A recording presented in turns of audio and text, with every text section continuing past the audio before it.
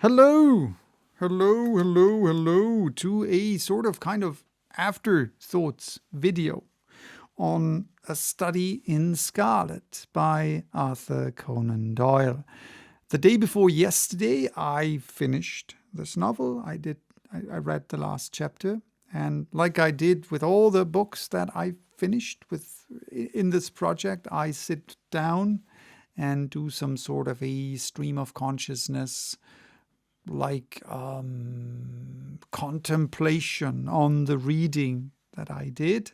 And I think this was the 5th book that I finished on this channel since April. So I started with The Wonderful Wizard of Oz by Alfred Baum. Then I read Alice's Adventures in Wonderland by Lewis Carroll. Then I read From the Earth to the Moon by Jules Verne. Then I read a double-barreled detective story by Mark Twain, a novelette. And now I finished A Study in Scarlet by Sir Arthur Conan Doyle. Well, back then he apparently was not a Sir yet, so because the book said Arthur Conan Doyle instead of Sir Arthur Conan Doyle. So probably got his lordship later. So well, how do I choose books to read? And this will also become interesting, I guess, in the end of the video, because I will reveal not only the next book that I will be reading, but also something else. So stay tuned, and I will keep this a bit shorter, I hope, than the last time I did a video like that. How do I choose books? I choose books simply on 3 factors. Factor number 1, most important factor. Sadly, the most important factor, because I would love factor 2 to be the most important factor. Factor number 1 is that I am allowed to read it. So it has to be in the public domain, or I have to have the permission to read it. So there will be a couple of stories, so spoiler alert, that I will read on this channel that are not old, and but that I have the permission to read. So stay tuned. At the end of the video, there will be a big revelation. And the second reason, or the second factor in me, how I choose a novel or a book to read or a text to read, is that I want to read it, right? Most importantly. And the third factor is, as well, of course, if people tell me, hey, why I would love to read this book or this text or something. So I have a couple of suggestions, and some of the suggestions fall under both first categories. So I can read them, I'm allowed to read them, and I'm interested in reading it. Well, actually, I'm interested in all of the suggestions, reading them. Some I can't because of copyright reasons. One thing is, one book was, by the way, and I don't know the English title. It's Le Petit Prince, which I can't read because I haven't found an English translation that is already in the public domain. I know the original book, the French book, the original French text is already in the public domain, but my French is by far not good enough that I could read something, at least publicly, in a way that anyone else would be able to understand it. I had French lessons, or had French classes in school, and we did read Le Petit Prince in French classes. So that's when I read the book. So if anyone knows about a English translation of this specific book that is in the public domain, that I can read publicly, then please let me know. You can put it in the comments, of course. You'll find my email address also on my channel, of course. Or if you're on Tumblr, you can also message me on Tumblr, into the vortex in one word .tumblr.com. Well, you can do that even if you're not on Tumblr, because my asks are open, and I think my submission box is also open, so that is possible for everyone to ask something. If you're not on Tumblr, you have to ask anonymously if you don't have a Tumblr account, which is not a problem for me. So Adam and Ask are also open. So I would love to read that book.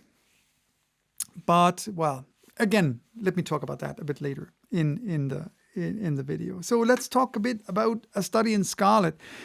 I chose to read this book for the simple reason that it turned out that the book that I read previously, before that, A Double-Barreled Detective Story by Mark Twain, is a satire of not only mystery stories in general, but specifically about Sherlock Holmes stories, right? Sherlock Holmes even shows up in a double-barreled detective story. I will not give you any spoilers. If you haven't read the book, do so. It's an entertaining book. It's not too long. I don't think it's the best work by Mark Twain, but it's an entertaining book. And or if you don't want to read it, you'll find it on Project Gutenberg, and I think also on Wikisource. Or you will find it on Wikisource and probably also on Project Gutenberg. I don't know which way around. So links will be in the description, of course. Or if you can listen to it, of course. I made a reading, and I'm pretty sure there are tons of other people also made readings of that book. It's an entertaining book. I enjoyed reading it. And I mentioned that in the video that I did after I finished A Double-Barreled Detective Story. To me, it felt a bit like a non-finished book. It's a bit like a draft of a novel, like as if he wrote the novel like first or second draft and then never fleshed it out to become a real novel. But, well, that was my impression. But I found it entertaining. Whatever.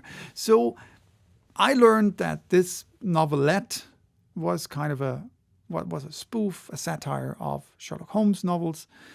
And I realized while reading Sherlock Holmes, A Study in Scarlet, Arthur Conan Doyle's Study in Scarlet, that apparently A Double-Barreled Detective Story is very much targeted towards A Study in Scarlet. Too many parallels.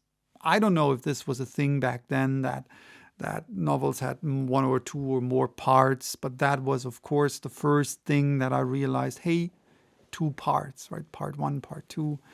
Also, the whole theme, right? What this whole story, or both of these stories, were about revenge, kind of obvious, right? And that the person who seeks revenge follows his victim to be over the whole planet, basically, right? This is what we find in both books. What I found a bit odd about A Study in Scarlet, and I have to be honest here, is that to me the story was kind of over after the second half, right? After the first part, murder was committed. Sherlock Holmes found the murderer. So it was kind of a bit like a deflated balloon, which is like, yeah, of course, we didn't know. All I waited for was kind of his explanation, how he found out the murderer, or who was the murderer, and how he basically was able to capture him.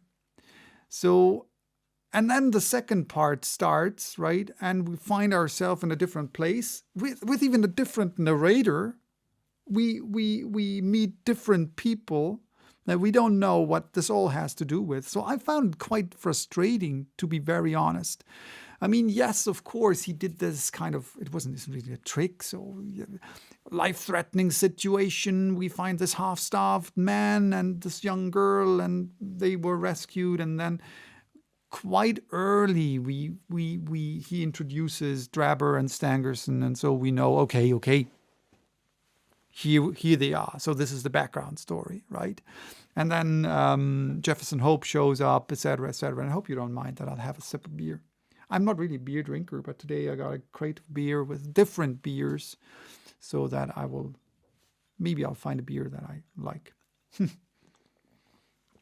So yeah, it was the background story. But even though I have to admit that the background story was quite fascinating, it opened a door to a whole new world. I mean, yes, I knew that something like Mormonism exists, and I'm even in contact with some people who are Mormons, and And so it was kind of fascinating to me to learn about the background of this quite at least as it shows in the novel, right? Quite controversial religious group, like many religious groups are. And so this was interesting to me. But it was kind of like, yeah, it was a new novel. And I to me, it was sort of like, yeah, but I started this book to read a Sherlock Holmes novel. I want to know what's happening, right? I want to know how he got that. I want him to follow the murderer, right? And to find the hints and to unravel the threads and then finally capture him. So to keep suspense until the end. And this is not what this novel is about. Maybe we have to look at this novel from a different perspective, because back then it was a whole different thing, right? Detective novels like that weren't really a thing. This is the very first Sherlock Holmes novel, basically the very first Sherlock Holmes story, right? So, I don't know. I found it quite difficult to read, and in parts because I was so confused in parts. And then another thing very interesting to me was that since I kind of grew up with, there's a black and white TV series, Sherlock Holmes TV series, and also the old radio plays with Nigel Bruce. And I think in the radio adaptations, it was Basil Rathbone, at least in some of them. I think we can find them. And if I find them, I will put the link in the description. We can find them on archive.org. There were a lot of the old time radio plays are on there. I used to be, or still am, a huge fan of The Saint, if you know them, because I'm a huge fan of Vincent Price and his, not only as he has as an actor, a screen actor, but also a voice actor. Amazing. He's kind of like one of my... For those of you who don't know me, most of you who follow this YouTube channel know me from my other blog, and know my two of my biggest heroes. One of them is Buster Keaton, whom I adore like probably nobody else, and Vincent Price, who's just a big hero of mine. Whatever. So yeah, they are on archive.org, and I'm pretty sure Sherlock Holmes, the old time radio Sherlock Holmes stories, I don't know if they're ran under the label old time radio, but I'm pretty sure they're there as well. And in both, in the TV adaptations and also the radio adaptations, both Sherlock Holmes and also Dr. Watson were kind of older gentlemen. Something that I never saw when reading the short stories and never saw when reading the novel now. And this is why I found find the new Sherlock Holmes TV adaptation with Benedict Cumberbatch and Martin Freeman. I think I found them in parts closer to the at least the short stories, and I also found even though I think that it's in many aspects very far from the books, the movies with and I forgot the name of the actor. It escaped me. Bleep Blub Bloop Jr. You know what I mean? And was it Ewan McGregor or Jude Law? I forgot. I'll have to check. I'll check while I will keep on talking. I found them in parts closer to the books and the short stories, right? And let me check. Sherlock Holmes, Robert Downey Jr. and Jude Law. Yes. Okay. So, but still, since this old TV series and the old radio plays, and radio plays especially because of also the voice, right? For me, it was very, very hard, very, very hard to not give the characters an old voice. And I mentioned that in one of the previous videos of that sort. I don't deliberately sit down and create a voice for a character simply because I can't, right? I don't prepare for these videos because I don't have the time. This is not this project, right? I sit down and read. And so this is for me, this project for me is also some sort of a lesson in improvisation, right? So all I knew from the short stories that to me, Sherlock Holmes is younger and Dr. Watson is younger than what I heard and read. Heard and saw. And so it was kind of a I can't say that on YouTube, to me. And especially since, for me, the way I saw these characters, always saw them when reading the book, the short stories, they're even younger than I am now, right? To me, they were like in their mid-30s. And I'm not in my mid-30s anymore, right? So this was kind of interesting thing for me, and also, yeah. How did you feel about that novel? Those of you who read the novel before, how did you feel about this novel now? And those of you who never read the novel before, or listened to anything, any kind of adaptation of the novel before, watched any kind of adaptation to the novel before. So I would love to hear how you felt about this book. To me, I said it before and I will repeat it. I found it kind of to an extent dissatisfying. I like the book. I found it interesting. Definitely interesting. I don't regret having read it, not at all. I found it interesting. But from all the books so far that I read within this project, so this 5th book that I finished, still going on with, still the reading of Moby Dick is still going on. This is probably my least favorite so far. So how do you feel about that? I would love to hear your comments. Hear your comments, of course, right? I would love to hear you. So maybe some, if some of it, I'll just say it, right? If any one of you wants to do some sort of a, I don't know, collaboration, that we read something together, like, I don't know, via Skype or whatever. I don't know. There certainly are possibilities to do kind of a higher quality voice stuff, kind of thing on YouTube. So if you want to do that, message me. You will find my email on my YouTube about page, of course, right? If we can do something via the internet, I would love to do some sort of, maybe something short. Why not, right? But well, let me know what you thought about this book. I'm curious to learn. So now the big revelations I talked about before that. There are, first things first, I completely missed it. I wrote on my blog weeks and weeks ago, maybe even months ago, that as soon as my YouTube channel passes the 50 subscribers, I will have something very special for you. And it happened some time ago, and it slipped my mind. Not my mind, it slipped my attention. It happened. It went over 50.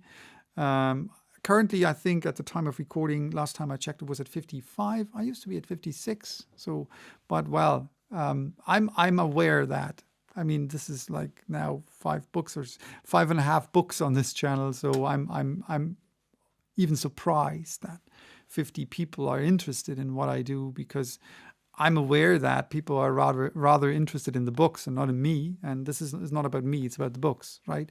So there will be something very special. And what I want, am currently preparing something. I realized that for me it was a lot of fun to do was the reading of a study, and not a study in Scarlet. Well, of course, also a study in Scarlet, but now I'm kind of distracted. Let me have a sip. Let me have a sip of beer. It was the reading of The Mask of the Red Death, which I did differently than I do these daily readings. I did a bit of editing with the video, and so I was able to cut out the slips of the tongue, and I also did a bit of audio polishing.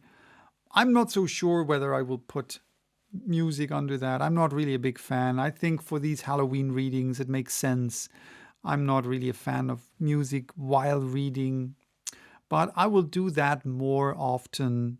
And so far, it's planned to do one short story reading on a Sunday every month. I haven't decided yet. I will probably do it the last Sunday of every month, so I have a bit of time to prepare. There will be short stories of all kinds of genres. I'm a fan of these old horror stories, so don't blame me when I post more horror stories, horror short stories. I have the permission by a good friend of mine, brilliant author, who we have been friends for a very long time, who gave me kind of carte blanche to read his texts, poems, whatever.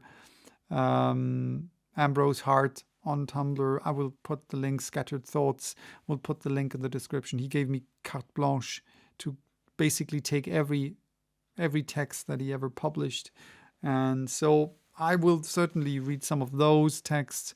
I will probably read some of my texts, even though this will probably lead to people unsubscribing from this channel. But yeah, so this is the big surprise for those of you who so that there will be a bit more diversity on this channel as well. So for now, once a month, I want to do it one day, maybe every week, but I cannot promise that. So once a month for now is the goal, and maybe twice a month soon. I don't know yet. So which book will be the next book? I am currently struggling because I want to do a very special Christmas reading, but this is more than a short story. I was asked to read A Christmas Carol, and I want to do that. I don't know yet how to do it because this is a longer book. I checked I checked readings of unabridged readings, and they all are about 3 hours or something. So I don't want to put a 3-hour reading on YouTube. And even I just can't do 3-hour readings in one go, of course not. So this will also be something that I will do bit by bit. I don't know yet how to do it. I will not start posting that in November. It doesn't make sense to me. So I will probably, if I can manage to do that. So this is still, I hope I can do that. I will do that in December, bit by bit. Probably longer readings. Maybe this will be the Sunday thing in December. I don't know yet. And which will be the next book, though? The next book that I will read now that I have finished A Study in Scarlet. I will go back to an old favorite of mine, favorite author of mine. And it also has to do with the current situation that we are in on this planet at the moment. We cannot travel. Most of us cannot travel. Travel restrictions because of the current situation that I don't have to mention. And I don't want to mention it because this is one reason why I do these readings, to shut the world off for a moment. But I want you, if you want to, of course, I want to travel with you around the world in 80 Days. So this is the next book that I will read on this channel, by Jules Verne, Around the World in 80 Days, travel story, something lighter. I got a message by my close friend Sharon, who said, yeah, I enjoy Sherlock Holmes, but I would love to hear something lighter. And I think a story like that, a story like Around the World in 80 Days, and I hope it's something lighter. I haven't read the book. Shame on me. Read many of Jules Verne's books. Never that. So this will be the next book, Around the World in 80 Days. So this one's for today. Bye-bye till next time. Tomorrow I will be reading Moby Dick again. And then the day after tomorrow we'll start with Around the World in 80 Days. Oops.